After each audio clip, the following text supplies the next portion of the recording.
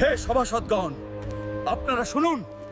এই যে কৃষ্ণ রাজসভায় বসে আছে, সে এখানে বসার যোগ্যই নয়।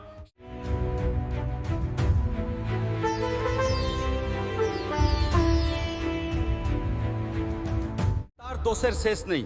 সে একটি চোর, সে 16,108টি বিয়ে করেছে, সে বদমাস, সে প্রতারক, সে নারীদের সাথে ছলনাকারী। হে শিশুপাল, তুমি মর্যাদার সীমা লঙ্ঘন করেছো। এখনই আমি তোমার জিহবা কেটে দিব। এখনই তুমি সওয়া ত্যাগ করতে। হে শিশুপাল, তুমি স্বয়ং ভগবান শ্রীকৃষ্ণ সম্পর্কে কটূক্তি করায় মহারাজ। যুধিষ্ঠির তোমাকে দণ্ড দেবেন। হে শিশুপাল, আমি চক্রবর্তী সম্রাট যুধিষ্ঠির এখনই তোমাকে দণ্ডদান করব। হে সম্রাট, আপনারা শান্ত হন। আমি শিশুপালের 100টি পাপ ক্ষমা করব, প্রতিজ্ঞা করেছি। আরে পণ্ডিত, তুই আমায় কি ক্ষমা করবি? তোকে আমি ক্ষমা করব।